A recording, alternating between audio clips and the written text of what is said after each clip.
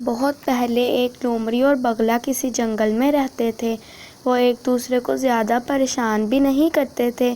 لومڑی بہت چالاک تھی، وہ دوسروں کے ساتھ چالاکیاں کرتی تھی۔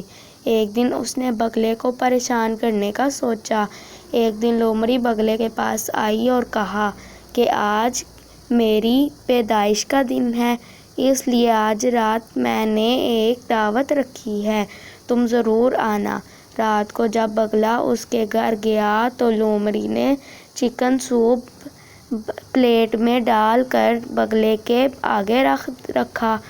بگلے نے ہزار کو لیکن بڑی چونچ کی وجہ سے نہ پی سکی۔ وہ سمجھ گئی کہ لومڑی نے اسے بیوقوف بنایا ہے۔ اس نے بدلہ لینے کی ٹھان لی۔